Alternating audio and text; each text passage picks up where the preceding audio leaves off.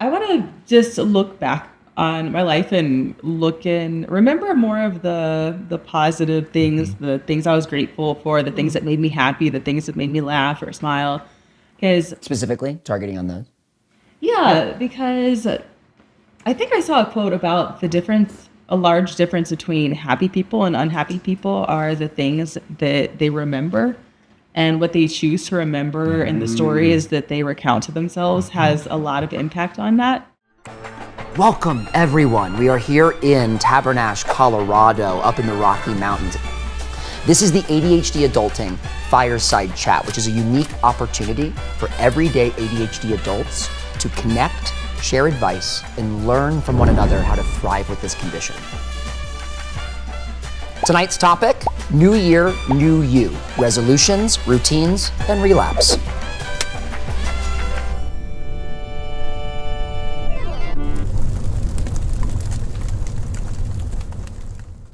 Hey, I'm Alexis, and I have ADD. I work for an environmental organization, and I love the outdoors. When were you first diagnosed with ADHD? I think I was around in the first grade, and my folks had an idea that I might have ADD because when I was a kid and in class, sometimes I would just kind of zone out and I'd be daydreaming or I don't know what I'd be thinking about. I think I was lucky and fortunate that I had attentive parents who called in the supports before I really felt the just implications or weight of a struggle later. What are 3 of your ADHD strengths? I'm a really good planner, just down to a T, the when, where, how, logistics, managing the things that I need to do. I make a lot of lists and I write things down. ADD, it has a higher co-occurrence of things like auditory processing disorders. I'm less likely to really capture into my short-term memory, and I kind of help with that by writing things down. So something new that I'm trying, and I'll let you know how it goes. But I have my schedule on my phone. Wait, this is my downtime. Yes, please. Oh, yes. Yeah, so I have my daily schedule on my unlocked screen. So that when I'm looking at it, I'm like, this is where I'm supposed to be right now. That's brilliant. That is absolutely brilliant. I actually do something similar. I have the widget for my calendar, and it shows me like where am I. So every time she goes to her phone, she's like, "Oh wait, where am I supposed to be right now?" Why are people blowing And- my mind at this age? I'm And not only that, what else have you done? Never done I learning. can't remember. You printed it out. You print it out, and you laminate it with some tape, and you posted it in 6 different locations around the house, on the refrigerator, in the bathroom, on your work desk, in the mirror. Because now every time you're in a different location, we have these dead zones. Like everyone has dead zones in their house. We do. The shower, the closet, the bathroom, like whatever it is, these spots where you get lost and like time disappears and then like, you don't know where you're at, what you're supposed to be doing. God, Aaron, you're always teaching me shit. Dead zones. I haven't heard this before. I know It's exactly like what the those. Twilight. It's Yes. ADHD Twilight Zone. I like Twilight. No, I like the Twilight Zone. I absolutely know the Twilight Zones in my house. Yeah, where I lose track of time, energy goes nuts. Yeah. Also put clocks in every room. Right. Yeah, clocks everywhere. Yeah. But just Externalizing. last point on this helpful thing, externalization. Yeah. We call it, right? Put it somewhere you can see it. Just having a reminder on your phone sometimes works, but sometimes if you have weak self-control, it can be tough. You just dismiss it. Put it somewhere. Put a big whiteboard up somewhere. Put it somewhere that you don't expect. I mean, we habituate to some of those things in our environment. But if you put it in an unexpected place, like I'm gonna put this on the doorknob, I'm gonna put this on the mirror, you have to see it. I know it's not the most elegant design thing, but, but who cares? Just we're too old for that. Do what works. Yeah. What does adulting with ADHD look like for you? I think I've just really come to accept that taking resources, including medication, that's helped me a lot, and I understand better how it affects me when I take it versus don't. So without medication, I'd say that things are just harder. So I like to compare it to on Mount Everest. Like you feel like you weigh multiple of what you do usually. Well, that's what a day without medication, trying to get stuff done, trying to be productive feels like. Yeah, when I don't take spinner and you kind of struggling to breathe. Well, I feel like I'm just so much heavier and it's harder to move. It's harder to keep going. It's harder to get momentum. A challenge that I've found is pinpointing a routine that works all the time. When I've figured out a medicine regimen that works for me, sometimes a handful of months later, it doesn't work anymore because my tolerance changes. It's like my meds sometimes after a handful of months, I'm finding that they're leaving me high and dry for the last few hours of the workday. And that's when I say, okay, well, maybe something like caffeine will help get me to the end of my day and then I stay up for all the night and something like that. And then that just throws off the next day, which can then make me feel like I'm not productive or not just feel good about me, even though I'm trying my best. I was trying to push through the day before. So it's not out of lack of effort, but it's that the routine is just changing for ways that can't be helped, but it's the constant tweaking of schedules and routines depending on even how long I've been doing them. Behavioral change and relational. So something that I think I'm going to keep that's worked is accountability measures. So something that's worked is getting up and going to the gym when you go to the gym. But then another thing of accountability is with my Spanish goal is that, again, there is the accountability because there's a professor, a tutor who's going to be meeting me at that point.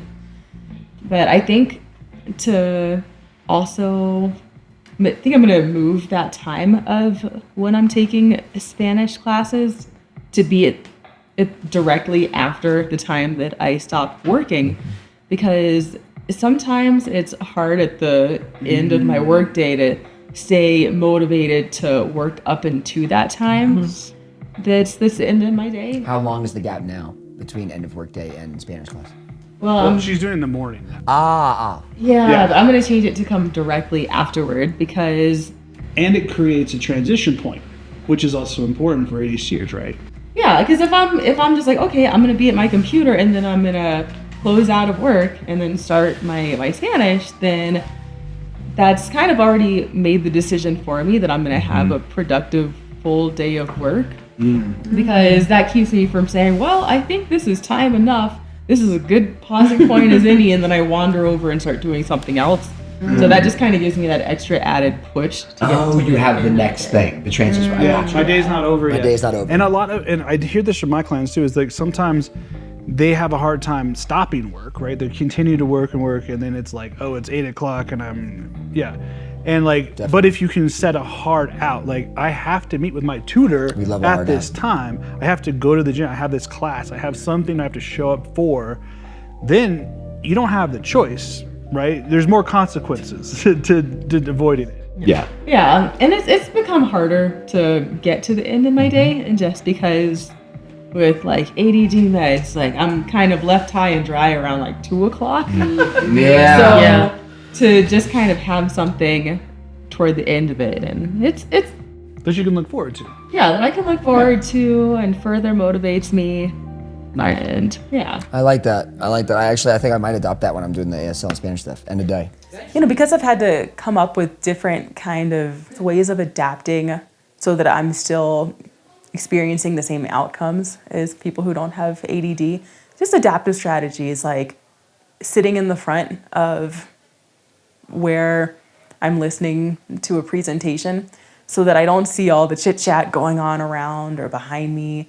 That way I can stay focused, or things like being able to take notes and write things down. I think that some of the strategies are such as having just a bulletproof schedule of what I'm going to do. I think those things also kind of translate into having a personality that's kind of scrappy at times. So because I've had to find those detours and those other ways of doing things, that when I'm presented with an obstacle, that's not the end all, because I'm going to have to figure out a way around that anyway. So I think that's a way that is a strength. My resolutions have been I'm going to take one of your language things because I want to be taking Spanish lessons 2 or 3 times a week. Well, yeah. And I think my reason for wanting to do that is that in my work with environmental activism, we work with a lot of the general population, and it's oftentimes that we see environmental injustice where there's more diverse communities that live in the shadows of like industrial polluters. And it's important to be able to reach them and be able to engage them and guide them through public processes for input to change regulations and just things that are affecting them and their health and their livelihood. So I've felt inadequate sometimes when there's been there's been like a language barrier or something, and I said, I'd like to be able to do something about that. It's so selfless. It's like, yeah, so I want to learn this language so I can like help others. Yeah. Yes, that's like the most selfless personal growth goal. But yeah, I mean, because it also will benefit you. But to tie it directly to the noble work you already do is really it will benefit her on vacation. All the places she likes to go is in the Caribbean and Spanish-speaking locations too. So don't worry about that. That's the carrot, or should I say like the cherry on top. Yeah. The cherimoya. That's the cherimoya on top. Yeah. Some of the challenges with ADD can be things like delayed gratification or impulsivity, those things that sometimes just kind of make it harder to plug through. On the flip side of that, because I do have fun-loving, energetic side to that I bring that with me to work, and I think that comes out as just introducing those elements of joy that people do enjoy engaging around, and that makes for some things, some events or some efforts that people want to be a part of. You've been writing something in journals, right? Like, tell us what you've been doing, because this is a resolution of sorts. Like, sure. So I want to just look back on my life and remember more of the positive things, the things I was grateful for, the things that made me happy, the things that made me laugh or smile. Because specifically targeting on those. Yeah, because I think I saw a quote about a large difference between happy people and unhappy people are the things that they remember, and what they choose to remember in the stories that they recount to themselves has a lot of impact on that. And so you've been writing into a gratitude journal. Yeah, right? Yeah. So I've been just capturing those moments. Capturing moments, and it asks different questions to kind of help you pull from your day, and it always asks like, what did you learn today? What's a self-affirmation, and what's something that you're grateful for? And then, so it just kind of helps develop that muscle of thinking positively. And because there's some folks who you talk to and they're like, oh, and then there was this worst day of my life, or there is the worst insult that somebody ever told me, like those kind of things. And they hold on, and that's what they have. And so learning to hold on to those good things and replay those things in your mind. Yeah, you've mentioned this before. I mean, years ago you taught me about internal locus control, external locus control, but the internal dialogue, the core beliefs, internal core beliefs, right? So this, correct me if I'm wrong, but this is like engineering gratitude-based or positive-based internal core beliefs. But I think that my radical acceptance is everyone's got their thing that they have to work around. And for me, that's in this area of my life. This is mine.